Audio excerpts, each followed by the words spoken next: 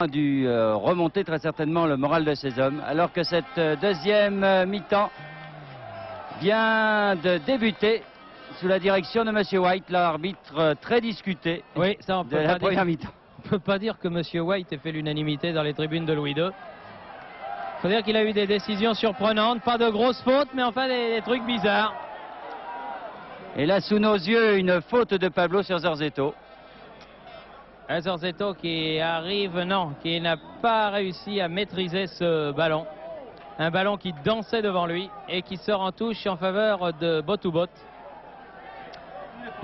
L'arrière gauche de l'équipe de Valence. Arias.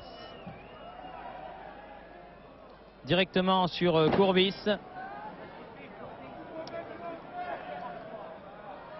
Qui donne là-bas au jeune Puel.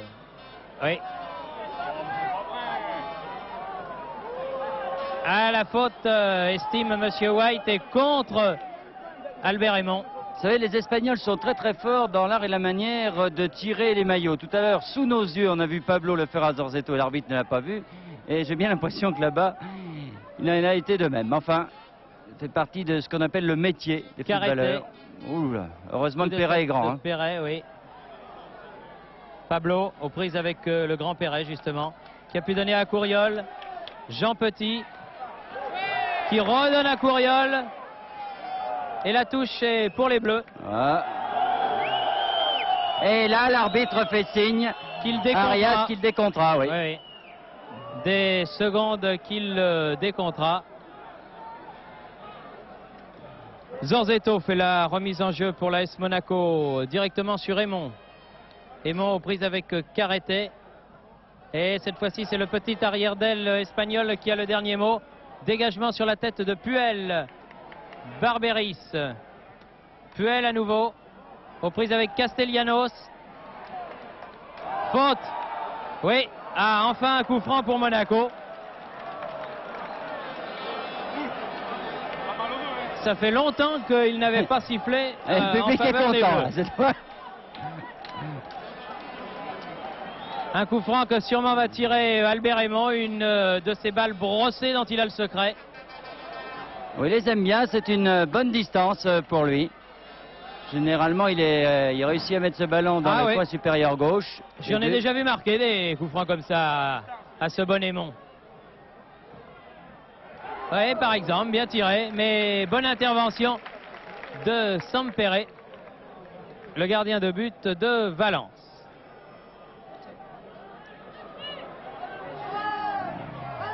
Voilà ce qu'il faut faire, il faut attaquer ce ballon. Couriol aux prises avec Botoubot. Morena très replié. Ah, bien joué en tout cas là, avec beaucoup de calme la défense.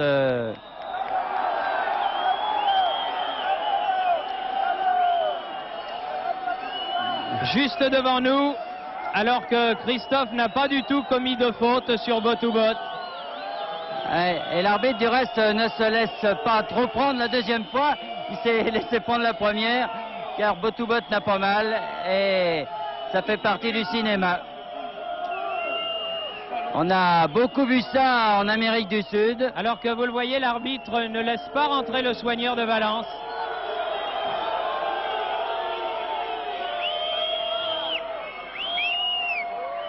Et que le public du stade Louis II n'est pas content et il le fait savoir. Zorzetto, Couriol. La touche est pour Monaco. Aymon, Couriol.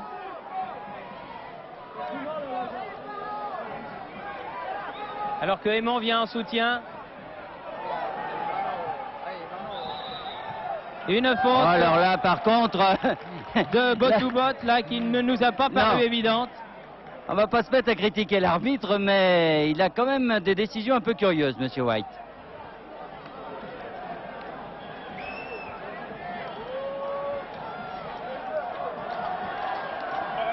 Ils sont pas à 9 mètres comme d'habitude, ils sont à 3 mètres 50. Ils sont pas à 9 mètres, ils sont à 3 mètres 50.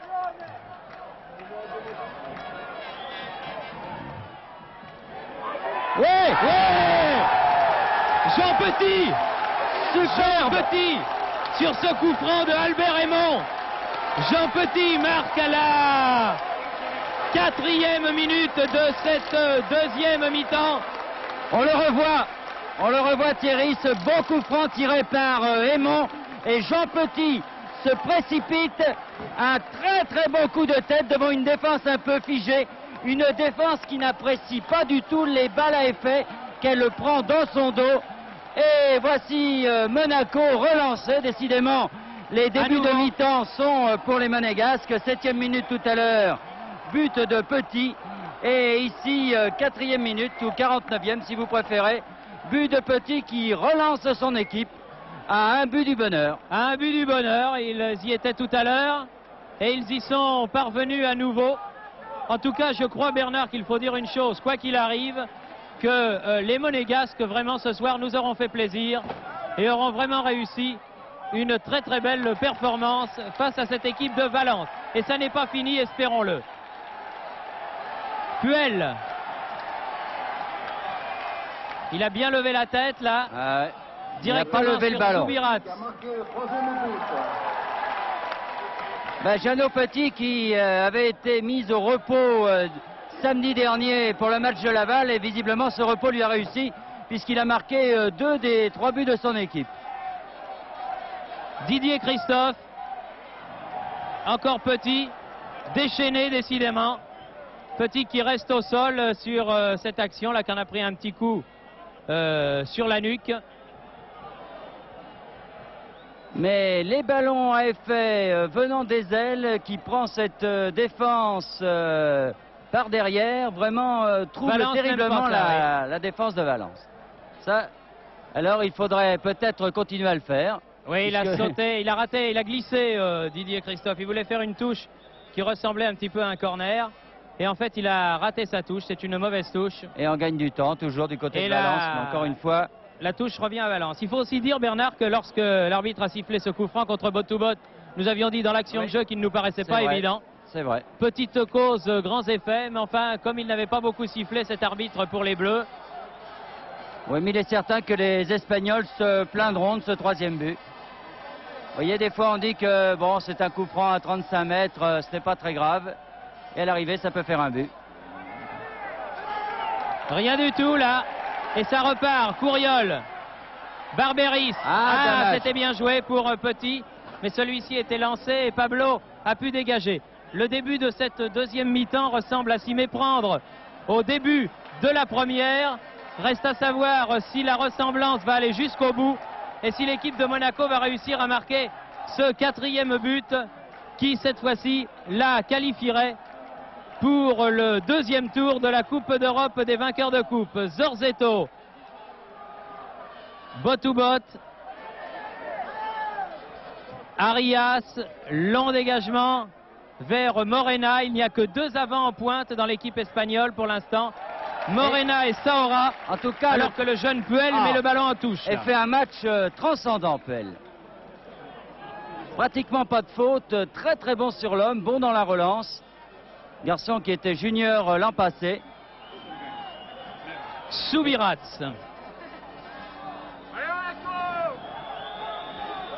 Et coup franc, nouveau coup franc pour Valence, pour une faute de Perret sur Saora.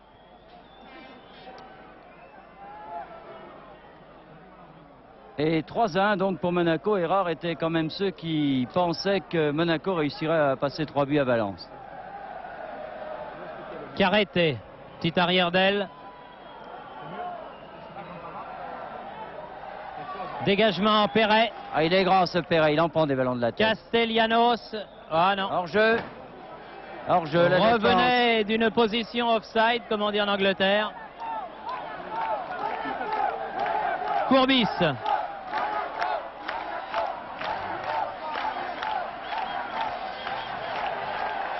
Une balle qui était destinée à Aymon et qui va jusqu'à Sampere.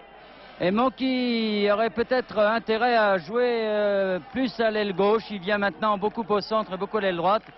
Et ces débordements à gauche en première mi-temps ont fait très mal. Des places réservées. Je répète, un trousseau de clés a été perdu au guichet des places réservées. Alors que là, Kempes, que l'on a peu vu, essayait de jouer avec Pablo. Courbis. Perret.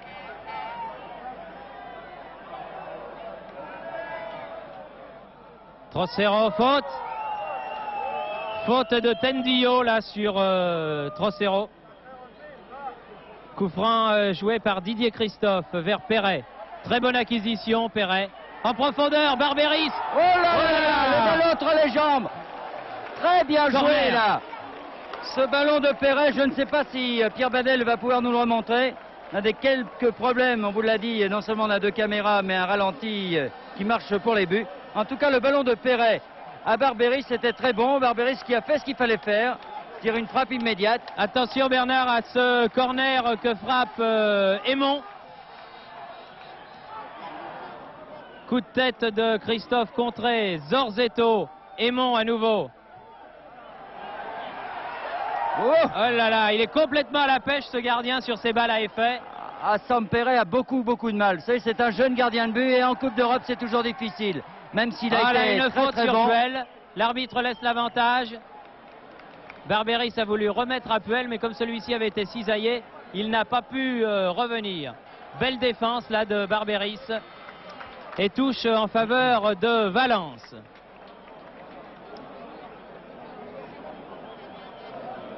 Douzième minute de cette deuxième mi-temps. 57e minute. Monaco 3. Valence 1. Et Soubirats à l'attaque. Saora. Et une touche concédée par Christophe. Alors que vous entendez le public de Monaco qui encourage son équipe. Centre de Pablo derrière. Derrière la cage de Jean-Luc Ettori.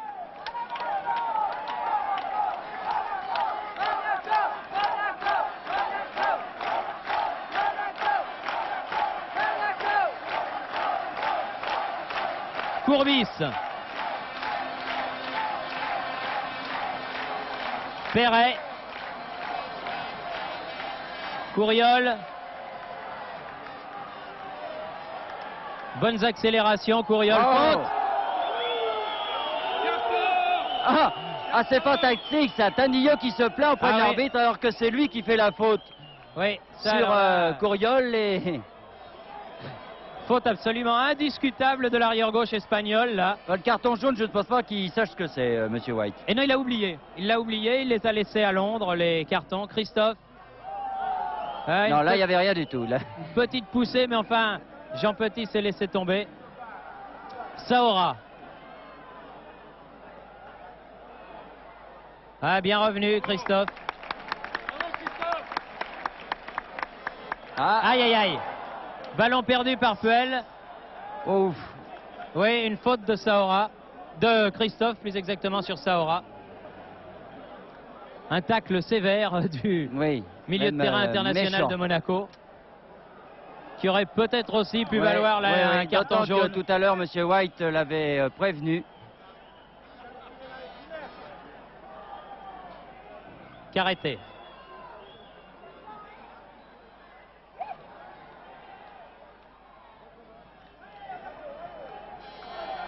Bot ou bot.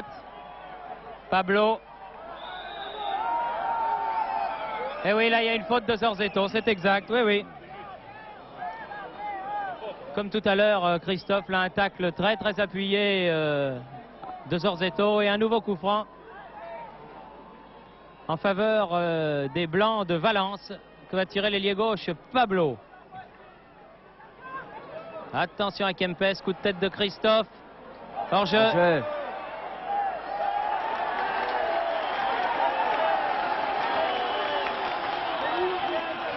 Ça, c'est sûr que c'est lui qui est allé le chercher, Kempes. Kempes est allé chercher Ettori et non pas le contraire. C'est un match qui a tendance à dégénérer et finalement cela arrange un peu Valence quand même parce que ça casse le rythme de jeu des Monégasques. Et c'est surtout un match où les joueurs de Valence commencent à s'énerver. Une faute là de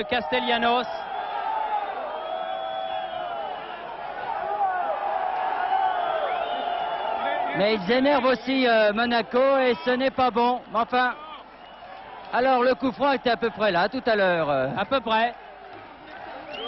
Un peu plus près. Ah. Ah, ça a moins bien marché. Ce sera pour la prochaine fois. Puel. Ah, remarquable le jeune Puel qui se bat comme un beau diable. Pur produit de l'école monégasque. Certainement l'une des plus belles du territoire avec celle de Nantes, de Saint-Étienne, de Sochaux. Comme par hasard, les équipes qui jouent ce soir en Coupe d'Europe. Et on apprenait de bonnes nouvelles à la mi-temps puisque Saint-Étienne menait 3-0 et que Sochaux surtout menait 1-0 à Genève. Botoubot tire le coup franc encore sur la tête de Christophe. Barberis, Aymon. Ah, bien fait. Talonné pour Barberis, intervention Carreté. Barberis. Ah, Barberis qui s'est fait mal là sur cette action. Zorzetto, Barberis, Zorzetto, c'est bien joué tout ça. Oh là là là là! Oh, quel joli centre de Zorzetto! Et ballon sauvé in extremis en corner Par Tendillo. par Tendillo revenu au deuxième poteau alors que chacun voyait la balle au fond des filets. Regardez, on revoit ce centre de l'arrière d'aile. Zorzetto qui va lober complètement le gardien de but de Valence. Regardez, complètement surpris par cette trajectoire. Trocero arrive, mais il est un peu en retard. Ah, c'est une vraiment très très belle occasion. En tout cas, un bon mouvement collectif, là, encore une fois, de Monaco. Courbis qui a été un peu loin là avec le ballon, mais enfin qui s'en est bien tiré. Puel. Oui, ça aura un peu moins. Bien. Oui. Laisse à Christophe. Zorzetto. Ah, il est certain que pour Monaco, la solution est par les ailes, car à chaque fois que ça déborde, c'est très dangereux. Encore une fois.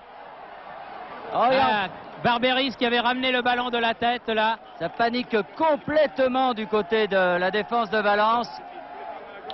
Il faut que les joueurs de Monaco continuent à jouer de cette manière. Et ce quatrième but, il va venir tout naturellement. Trocero. Ah, faute. Pénalty. Pénalité. Pénalty. Non, il donne 6 mètres. Ah, 6 mètres. Oh là là Oh là là. là là là là là là. Oh là là là là. Alors là, C'est incroyable. là, Alors, monsieur Là, White, vraiment. regardez-le bien, vous l'avez devant vous. là vraiment, il y a une faute là indiscutable, absolument indiscutable sur Victor Trocero, qui méritait la sanction suprême. Mais non, a dit monsieur White, sortie de but. Là vraiment, cela dit, peut-être que s'il y a une autre faute tout à l'heure, Oui, mais enfin, celle-là existait, elle était réelle. là c'était vraiment une faute en pleine surface de réparation qui était passible de la sanction suprême que monsieur White n'a pas voulu siffler. Et certains supporters de l'AS Monaco comparent ce monsieur White à monsieur Foot de triste mémoire. Oui, là une faute de Castellanos sur Barberis. Perret. Tir à ras de terre. Non, ça c'est pas très bien joué. Ah, on sent que les Monégasques ont la qualification dans les Au jambes. bout du soulier, Ouais. vraiment au bout du soulier cette qualification. Et ils la méritent en plus. Non seulement ils l'ont au bout de la savate, mais ils la méritent.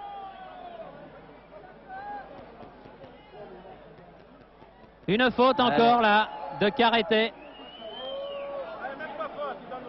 Il donne pas. Allez. Christophe. Vers Trocero, aux prises avec Tendillo. Non. Corner. Corner en faveur de l'AS Monaco. Que Victor Oscar Trocero préfère laisser tirer à Albert Aymon.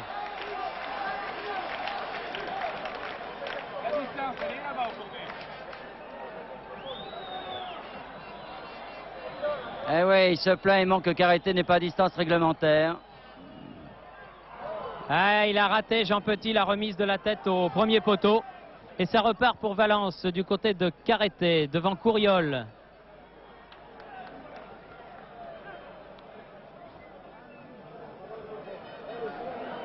« 20 minutes de jeu dans cette deuxième mi-temps.